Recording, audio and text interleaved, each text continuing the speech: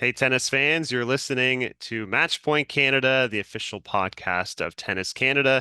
We're also members of the Tennis Channel Podcast Network. I'm Ben Lewis, joined alongside Mike McIntyre here to wrap up the first Grand Slam of the tennis calendar. Yes, the Australian Open, Mike, officially in the books.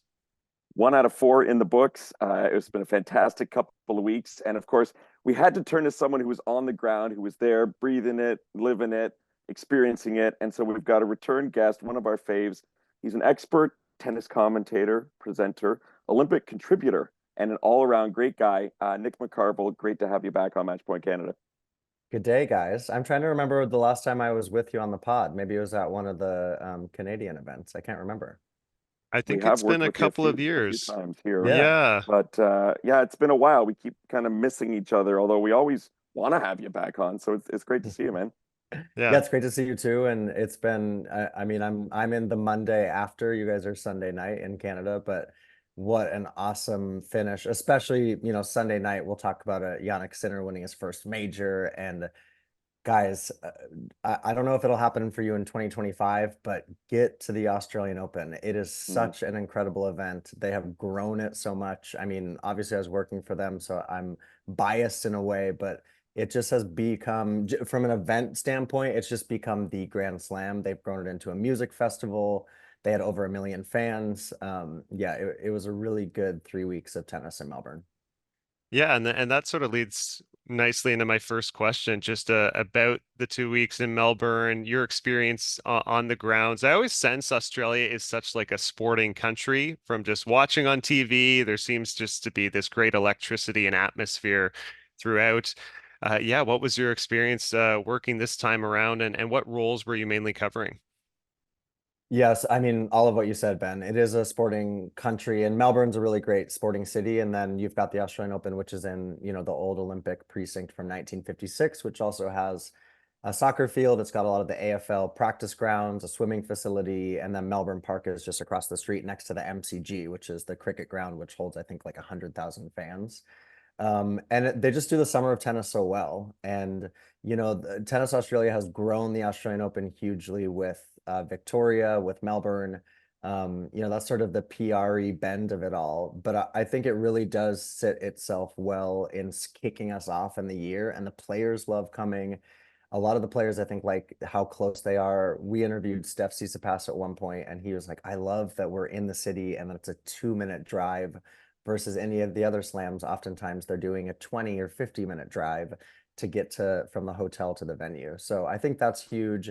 And the majors are the four Everests in our sport now. We have these peaks and valleys of the tours, and the tours are always going to be so important because we need year-round tennis and we need tennis to touch every part of the globe. But the Grand Slams really have become the four mountaintops. We add a fifth this year with the Olympics, obviously, but I just have watched all the slams sort of grow and change and challenge each other, and they're challenging the tours to be better as well. But I think it's such a huge few weeks for the players monetarily to get that funding money because of all the revenue that's coming in for the slams. There's obviously been those revenue debates around, is there better profit sharing models? That can be a debate we can continue to have. But for the players, a lot of them, I think, if you're ranked outside the top 50, that is a huge paycheck for you, even if you make the second round. Even if you make quali's final round and you're ranked 200th in the world, that's big for you. So there's all those pieces thrown in. And Ben, I had a few different roles. I was writing for the Australian Open website during qualifying week, which was fun. I will say, fast fact, that I got turned down for a Diana Yastremska interview after her very first qualifying round win. Okay. She goes, "Are you at the tournament?" And I was like, "Yeah, I am." And she goes, "No, thanks." And I was like, "All right, no problem." Well, it worked out for her, I guess. Yeah, totally. And then I did a few different things. I was on the World Feed commentary team for the Australian Open. And then I don't know if you guys have seen, but I'll shout out our cinema sessions. We did a series of interviews with Mhm. players, both former and present. We stacked up some Australian Open highlights for them from the archive, sat them down, popped some popcorn, sat on the couch. We had Andre Agassi, we had Steph Tsitsipas, Nick Kyrgios, Dylan Alcott, Chanda Rubin, Ayla Tomljanovic. I mean, it's on the Australian Open YouTube channel, and I think they're going to put out longer clips soon. But that was probably the highlight for me, Ben, is to get to sit down on the couch and just watch these. Li Na was sitting next to me. It was her 10-year anniversary of her title. And yeah, that was really cool. It was a good experience for me overall. I love hearing you talk about it. And to me, the Aussie Open is, I mean, I can't really, it's hard for me to rank the slams, but it's very important because it's the first big one of the season. And you're so excited to see how these players are going to come out of the gate, what kind of changes they've made, how excited they are. Even though it's a 12-month rolling, rotating ranking, you still have so much optimism, amongst the players and their camps and their fans too, who are watching at home. I definitely would love to get there in 2025. I know Ben as well. Nick, I might need you to write me a letter of support for my wife and children to get that approved. I But can do one day, that. definitely. And yeah, I want to ask you first a little bit about your role at events because you're such a chameleon. You do so many different things for so many different tournaments. We've seen it firsthand here in Toronto at the National Bank Open, and we certainly hope we get to see you here again. But when you go into an event, especially an event of this level, asked to do so many things, have you just got that groove now because you've done it so many times, or is it does it take a little bit of work to get into the swing of things once you're there?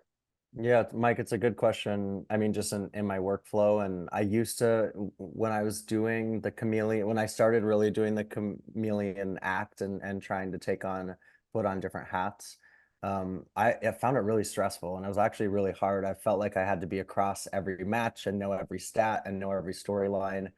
And now I've kind of taken a little bit of a step back where I only try to do what I can. And if I don't know something, I don't say it. If I'm not sure of something, I don't say it. If I have 2 minutes to look something up before I do a live hit or what have you, then I'll double check. Now, not to say I don't get things wrong at times. Of course I do. But I think that I used to put a lot of pressure on myself in that sense. For example, I did a couple morning hits with the Today Show here, which is Channel 9's news breakfast show. I did a couple interviews with the Australian Open Twilight Show, which was their, AO Radio's evening show leading into the night session. And just coming on there, and not that I think most of the listeners of this podcast especially will know that I have experience. I've done this for a while, and not to say I know everything, but I feel like I have enough of a base. And, now I think too, the most important thing is being able to understand and feel how it feels on the ground and feed that back for people, because the majority of the tennis world, it feels so big when you're here. And you guys know this from Toronto and Montreal. It feels like such a moment in the city, in the event, but most of the fans are watching from afar, right? So to try to give that back to them, and then I always go back to of like, well, people really just want to know what the movers and shakers are saying. So looking at press transcripts, understanding what interviews they've given. I did a few hits with Channel 10 here, which is another one of the news stations. And I was always just listening to, the reporter, Adrian Franklin was always telling me, oh, we're going to talk about, these players in this next segment. So I'd walk over to those interviews, listening to press conferences, because there's always conjecture on our side, right? And we can think that we know what the players are thinking or how they're acting. But unless it's them, it's coming from them, then that's just conjecture. You don't actually know. So I think that's been the biggest thing for me, Mike, is finding that balance and then really trying to get into it and understand it's not just the numbers, it's not just unforced errors and double faults or whatever the stat sheet says. It's what the moment is, the highlights, and then understanding, how they're feeling about their tennis overall.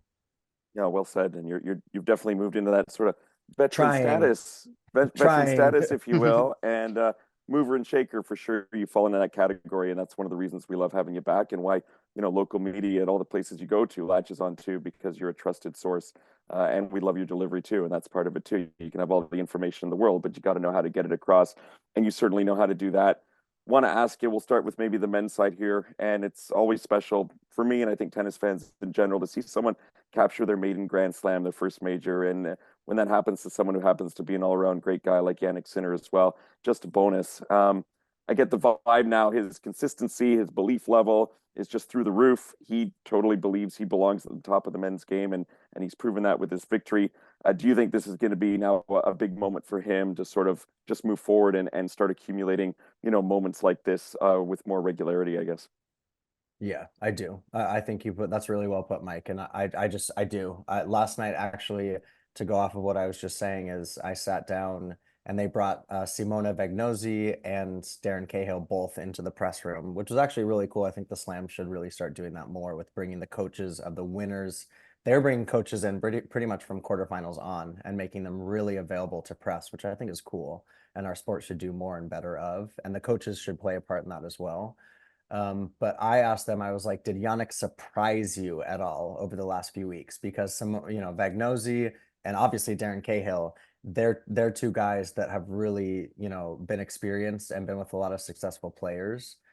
Vagnosi was on Cecchinato's team when he made that French Open run semifinals a few years ago, and they just said no. They just said that they trusted this player, and Darren, I can't remember Darren's exact quote, but he said basically, we saw the value and the talent in this individual. That's why we signed up to work with them. This is a business transaction that has a lot of personal meat to it.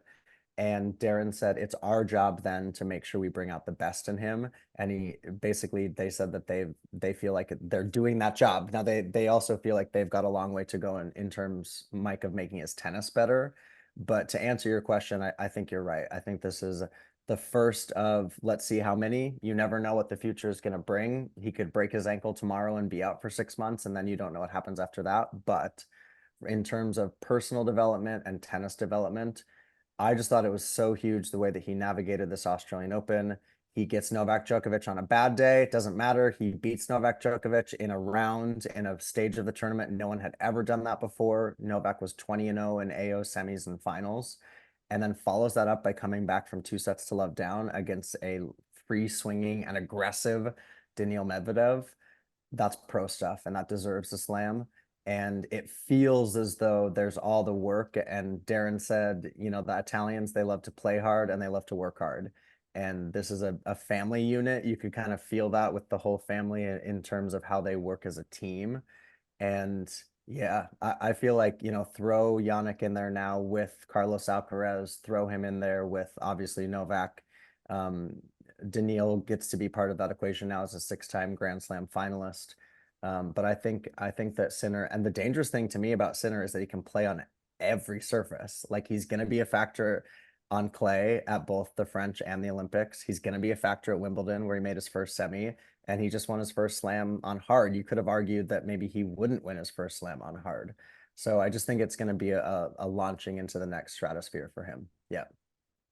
Yeah, and you're highlighting the fact that we have a really strong top four right now in the men's game, all slam winners. And you touched on this incredible men's final.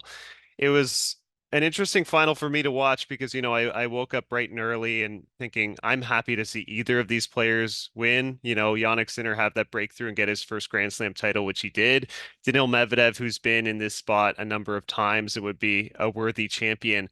And I had this sort of mix of happiness for Sinner and just devastation for Daniil Medvedev because again he put himself in such a great position. He played unbelievable tennis for those first 2 sets. And again, he suffers, a crushing defeat where he's up 2 sets to love in an Australian Open final. And it never felt like he did that much wrong. It's just Jannik Sinner maintained this high level. I think Medvedev sort of tired by the fourth and fifth set. Just thoughts on his tournament, getting back to this place, and maybe how it sets up for his 2024, because he had this happen in 2022, and that was, of course, one of the tougher seasons of his career. Yeah. Tougher is putting it lightly, Ben. Hmm. Yeah, I don't know. And he actually said exactly that last night in press. I don't know if you guys have read the transcript, but he said in 2022, I didn't think it broke me, and it broke me. And it took him, almost 2 years to get back to another slam final after that Rafa final. So it's going to be a watch this space, I think, for Medvedev. He just is such a class act. Like, no matter what you think about Daniil Medvedev, call him the octopus, call him quirky, call him crazy. It looks like he's playing, a video game out there often. He's pretty classy, and I thought he was really classy in celebrating Jannik, congratulating him and the trophy ceremony.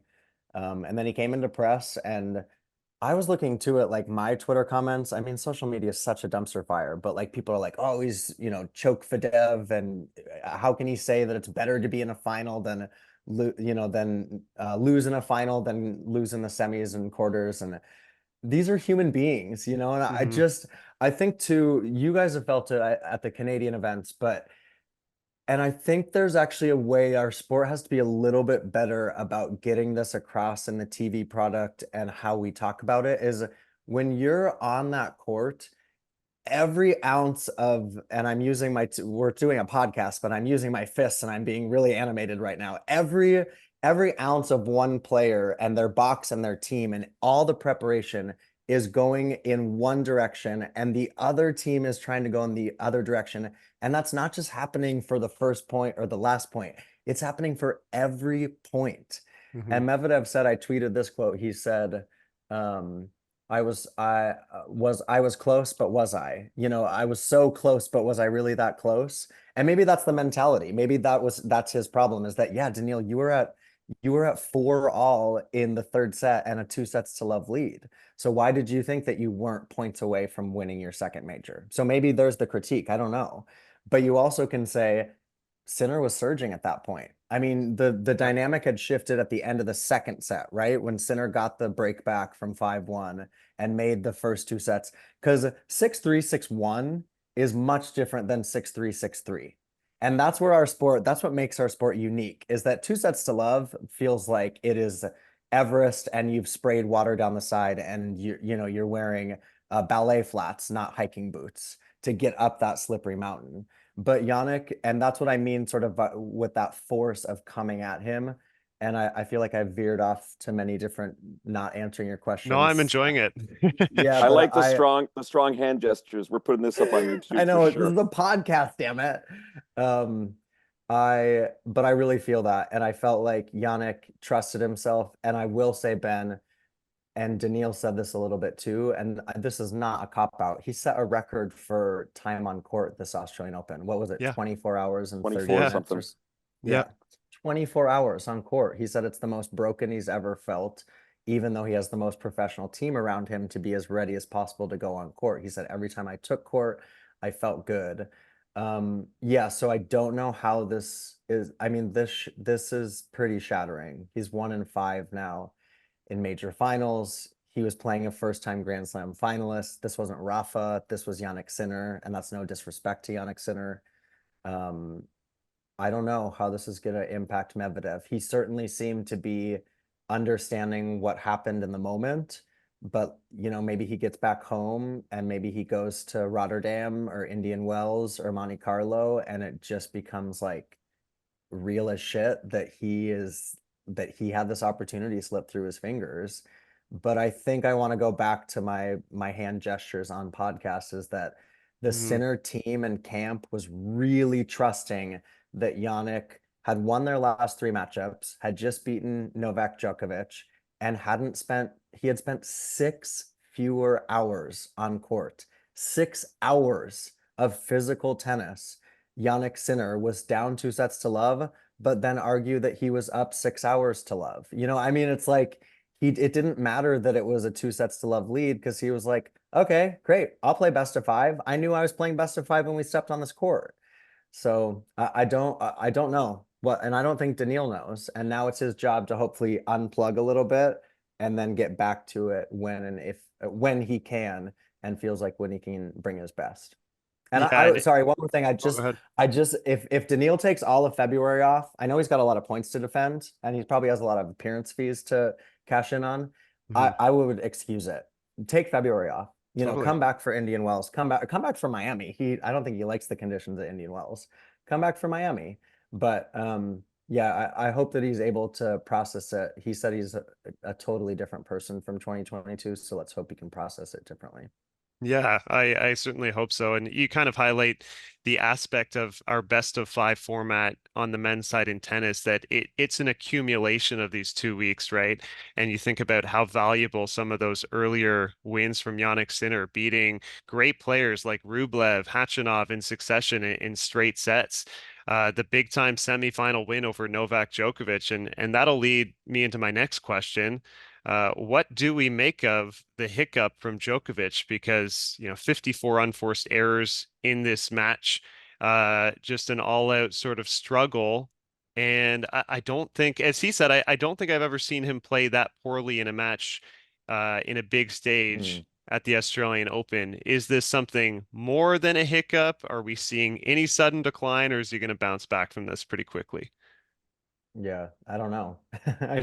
Who knows? Like I did Australian Channel 9. I did the morning show at the night after Djokovic lost. And, you know, this is mainstream news. They're like, is this the changing of the guards? And it's like, well, I don't know. Is it? You know, we've had these young guys, and I know you know this, Ben, but like we've got Carlos, we've got Holger Rune. I know you guys in Canada, you've been so excited about Felix and Dennis, but you've also seen sort of the peaks and valleys of these guys coming up the last few years, and sometimes, you know, being able to play as well as they have and not in others. So for Djokovic, I think it's definitely disappointing. I don't feel like he ever hit his like peak Nole during this Australian Open. So I think maybe that's a little bit concerning for his team of like why weren't we able to hit peak? I know he's dealing with a little bit of a sniffle or a cold during the tournament. So is that impacting him more now at 36 than it has, you know, say 5 years ago? But I wouldn't put too much stock into it until Novak consistently shows us, because this is what we do to champions, right? And they slip once and we're like, look, you fell. And they're like, yeah, but I also stood up 7 million times before. So like, why are you critiquing, you know? And I know the question is valid, right? The question is what happens to Novak.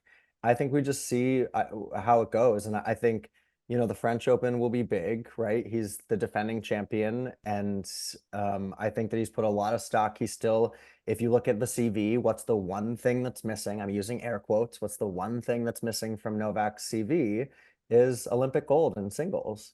So I think he's going to put a lot of stock into that. And until he consistently is being beaten in, you know, the fourth round, quarters, and semis of a major, I just don't see that this is a huge shift for him unless we start to really get that data on a consistent basis. And I also think it's credit to Jannik Sinner that he beat him. He beat him. Novak has played a million Grand Slam matches, not very good. And now he said it was one of his worst days. Fine, we'll take that for what it is. But Jannik Sinner beat him. He lost the third set, and that could have been the shift. That could have been where Novak was like, now I've got you. I've bit you on the leg, and I'm going to drag you into my cave and eat you alive. And he's done that a million times. He's done it to Taylor Fritz over and over again. Hmm. And so Jannik was able to deny him that. So I will be curious to see, you know, for Novak, how his team, do they recalibrate? Someone was on the Australian Open radio, someone was like, heads will roll for Novak's team. And it's like, will they? Like, I don't know. I mean, maybe the camp is like, hey, we gave it our all, we go again. Or Hmm. maybe Goran is never heard from again. I don't know. But like, I I don't just think think, anyone's panicking over there in that camp after the season he had in Don't think so. 2023. yeah, yeah. Yeah. Anyway, Nick, we got about 7 minutes left on our Zoom, just as a heads up, and this stuff has yeah. been fantastic on the men's side, but we Sorry, guys. certainly It's these are TED Talks. Sorry. no, I we love love it. it. We love it. This will be part one of your 2024 appearances with us, and then we'll do the second part later in the season. But I'm going to Cool. get quick to my question. It's on the women's tour. We want to talk about what happened on the ladies' side in Melbourne. And just first of all, Aryna Sabalenka, wow, has she ever turned herself into a bona fide star, accomplished star now, too? You look at what she's done, semifinals or better in her last six slams. So just a word on her and how she cemented herself as a real star. Like I said, second of all, speaking of stars, we've got some real returning ones on the women's tour that really just highlights the depth to me. Raducanu, Kerber, Anisimova, Naomi Osaka. The women's tour's got a lot going on for it, doesn't it? Yeah, it really does. I'll start with Sabalenka, huge win. They've found the equation that works. They're kind of like Sinner, but different vibes. They work hard and they play hard. And Anton Dubrov has been with her now for a couple years as her head coach. Jason Stacy's come in and been very imperative around sort of that assistant coach role. And they have a good time, you know, like her autographing Jason Stacy's bald head and drawing koalas on it and TikTok dances. And yeah, Mike, she can autograph your heads this year Next summer, at yeah. Roch. Yeah. I actually think that is really important for Sabalenka because She's got all the talent in the world. I think it was Nicole Pratt said in our commentary, one of our meetings, she's Serena 2.0. I mean, you just look at the game. They've fixed the serve in the last 18 months. Yeah, 18 months. They've changed that stroke, and she has so much power, and now she has experience.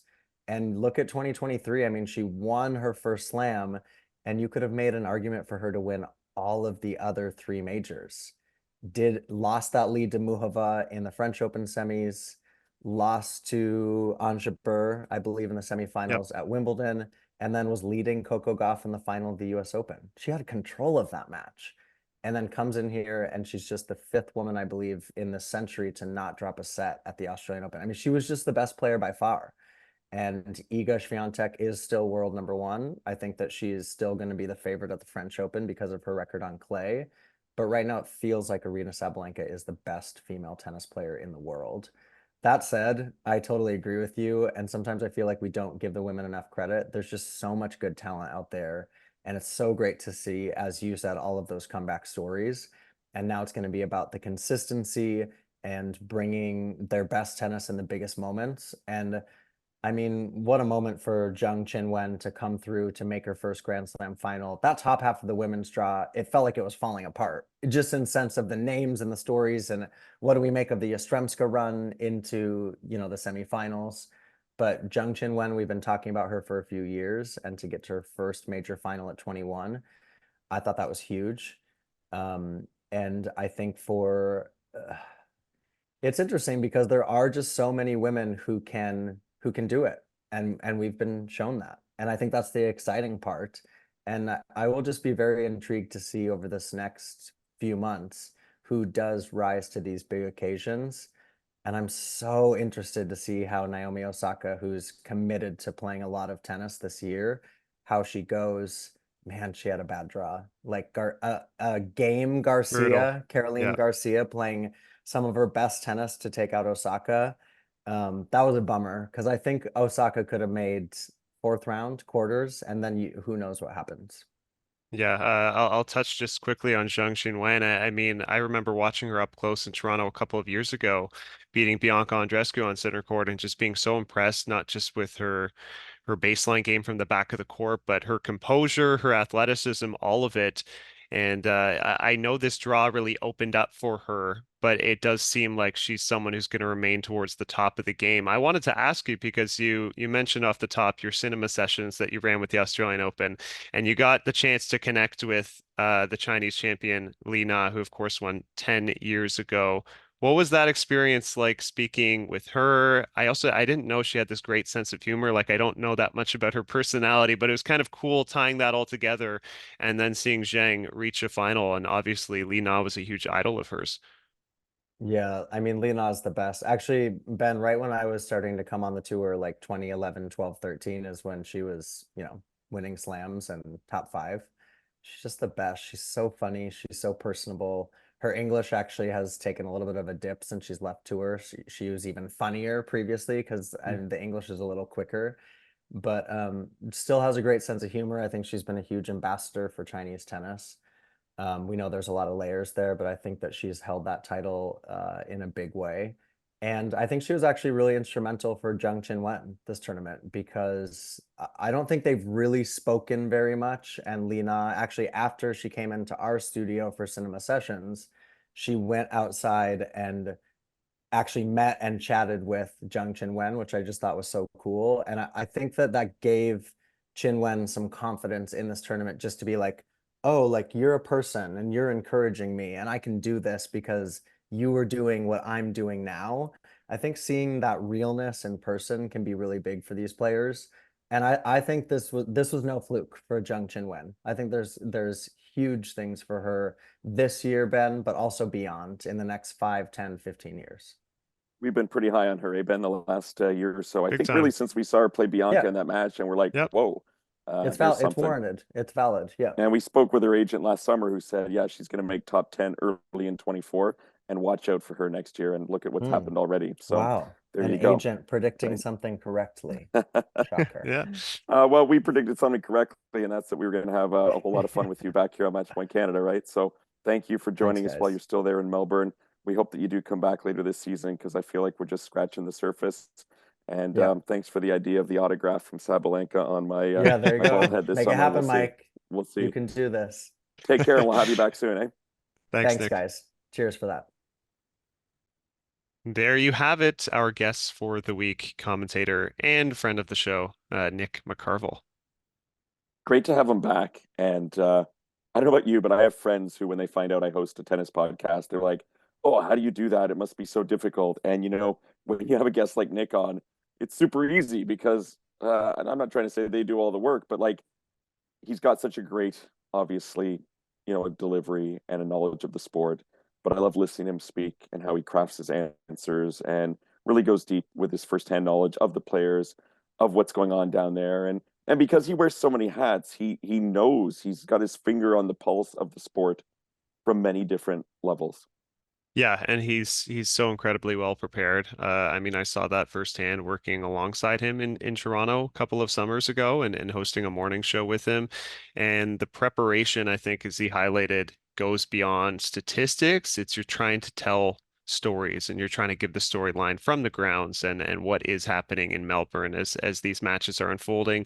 Obviously, we can all, view the statistics and they help shed light on context, but he's a terrific storyteller. If you guys get the chance, I've only watched a couple of them, but the cinema sessions that he did for the Australian Open, sitting down with 16-year-old Mira Andreeva, recapping a few of her big moments and big wins in 2023 was so cool. And she's just, such a young person, but this great budding player. And then speaking with some veterans, as he mentioned as well. And I still have to catch up with a few of those interviews. I can't wait to see them. Nick gave me some good career advice too in the industry a few years ago when he said to me, "Mike, it's time that you retire your old Twitter handle and email address," which, when you've had that email address since like forever, you just kind of you grow Yeah, attached to it. And it was yeah, like totally. at pro tennis fan. And he's like, "Dude, you're beyond that now." You know what I mean? Like you're in. So you got to get that professional handle, which by the way is at McIntyre Tennis and McIntyreTennis at gmail.com for anyone who ever wants to reach out. I don't think we plug our handles anymore on the show, do we? We should. No, we Um, should. If you want to right? follow me, it's at Ben Lewis MPC, standing for Match Point Canada. There you go. So, he gave me that little tidbit of advice, and I'm like, oh, you know what? Crap. He's totally right. And, Mhm. it was time. Yeah. If we talk a little more tennis of what unfolded, just apart from our winners, obviously, Aryna Sabalenka, we mentioned her incredible tournament, Jannik Sinner winning the maiden title. If you look on the women's side, I mean, a number of surprises. Who were you kind of particularly impressed by over these past 2 weeks? Maybe a few names that we wouldn't have had our eye on them, and then they, go on such a terrific run. Well, I mean, I'm impressed that Zheng Qinwen made us look good, because we got that one right, Yes, that she was we she was did. due for something big. We spoke about her at length with Nick. So other names, Diana Yastremska was one that years ago looked like she was going to be a really big deal. And then for, whatever reasons, it didn't really transpire. She's been in the mix, top 100 and what have you, but she was a top 20, 25 kind of player just a few years ago. And out of qualifying, and Nick mentioned that he got to speak or almost speak with her, but watch that qualifying run as he was doing work through the qualies all the way to the semifinals, now back inside the top 30. So that's really rewarding to see that a player who, is young, tasted success, then kind of stumbled, able to get back on track. And so this must be just a huge confidence boost for her. And one other name before, I throw it to you and you let us know as well who impressed you. Danielle Collins, even though she fell early, and she's a player that has tasted a lot of success in Australia over the years. She really pushed world number one Iga Swiatek in their round two encounter, 3-set match, and then that she announced afterwards that this is going to be her last year on the WTA, which clearly she's talented enough to carry on for many years. But that impressed me that, for whatever the reasons, if it's because of some of the, health things that she's had to deal with, or just that she has other interests that she wants to pursue, I say good on her that she's decided that this might be it for her and going out on hopefully her terms.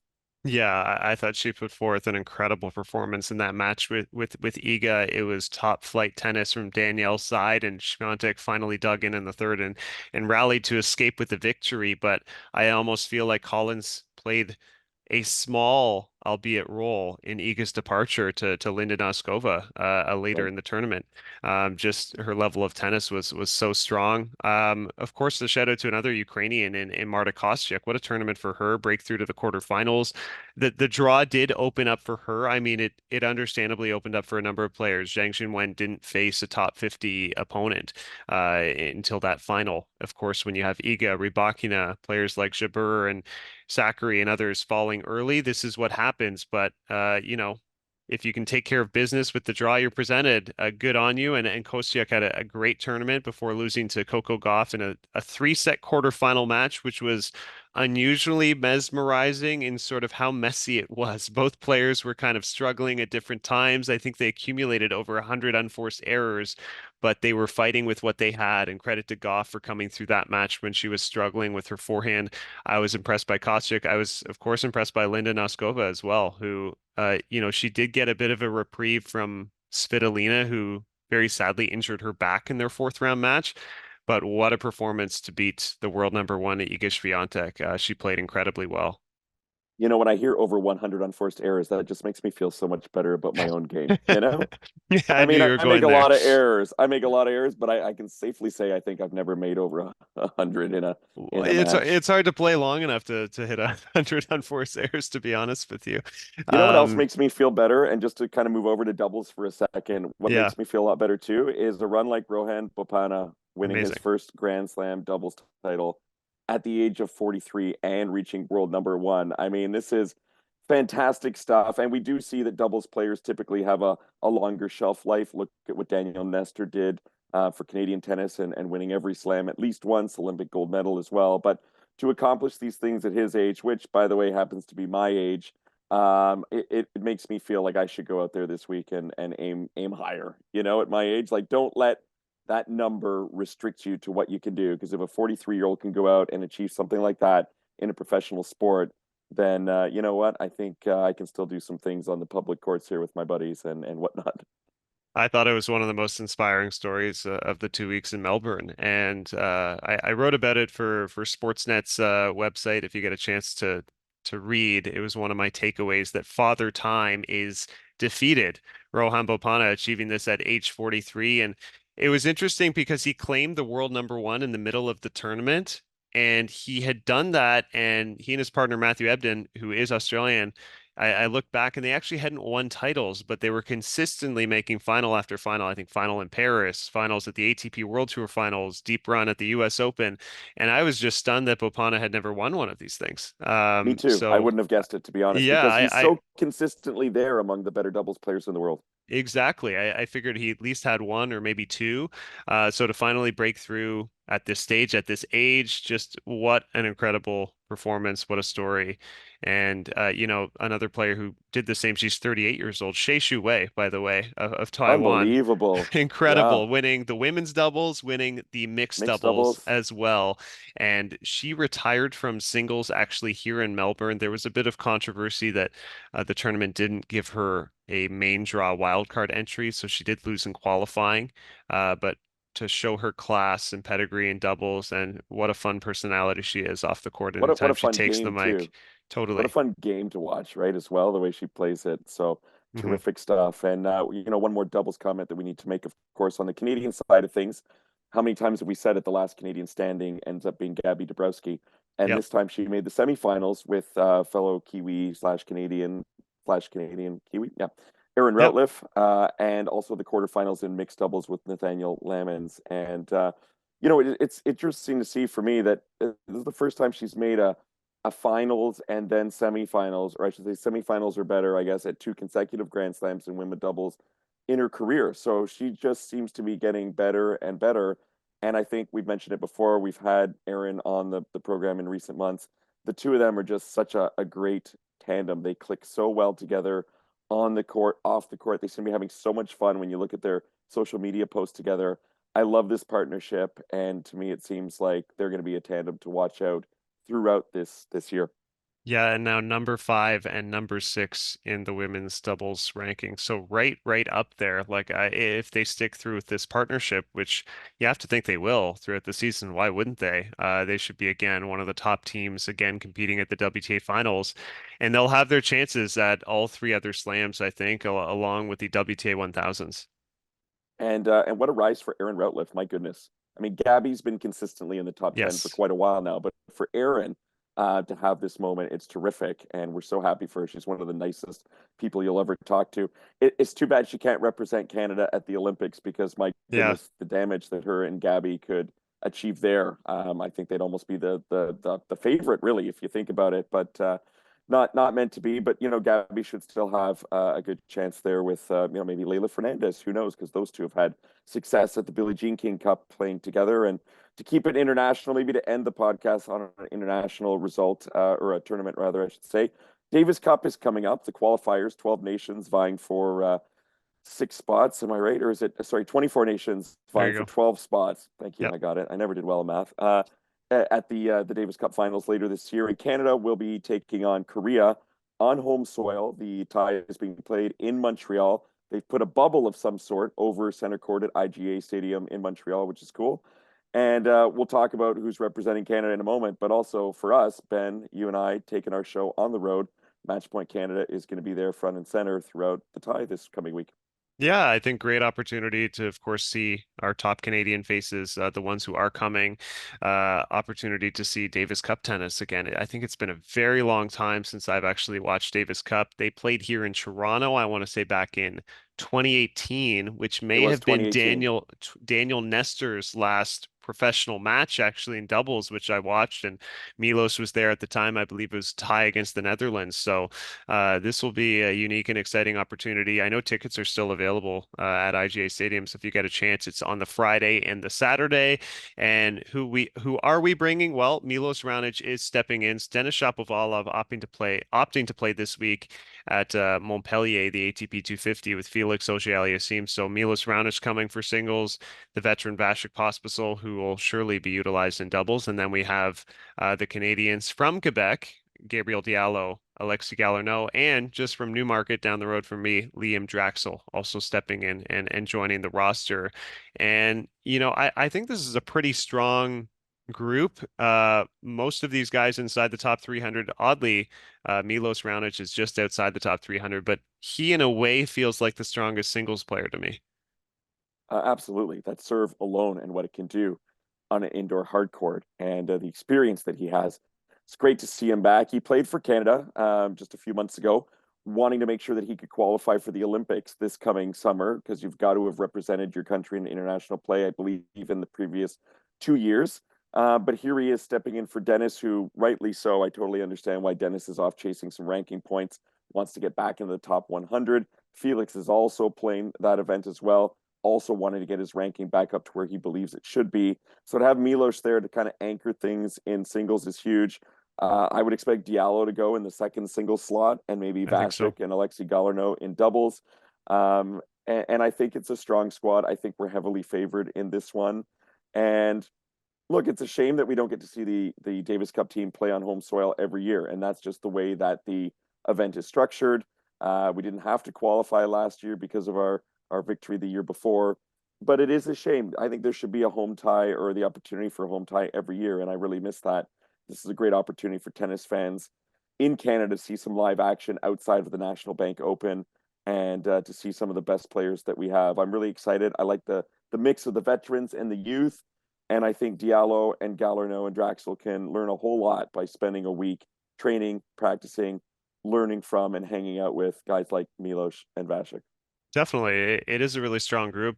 I'm really pleased with the fact that Milos Raonic is coming because that tells me that his injury that he suffered in that first round loss to Alex de Minaur in Australia was nothing serious. That he's safe to get back on the court quickly. He must be feeling good about himself physically. Otherwise, I don't think he would commit to play. So that's also a really good sign, I think, not just for this upcoming weekend in the Davis Cup tie, but for his season at large, that if he feels physically ready and able to compete, all signs pointing positive for Milos so far in 2024, I'll say. And you know what? Aside from the tennis, I'm equally excited for Montreal bagels and smoked meat sandwiches Yeah. and poutine. Ben, we're gonna have some nice meals. We're gonna have to get back and get on the treadmill or get on the tennis court or something. But we're gonna enjoy ourselves in that sense too, and to be surrounded with a lot of the people that we know and work with at Tennis Canada, but maybe don't get to see them as often as we'd like. So yeah, very excited to go and enjoy a few days in my hometown with you. Yeah, yeah. Stay tuned, guys, as well. We'll have hopefully interviews with a few of the players on site that we'll be bringing you in the coming week. Thanks to Nick McCarvel as our guest this week. You've been listening to Match Point Canada. We will talk to you next time.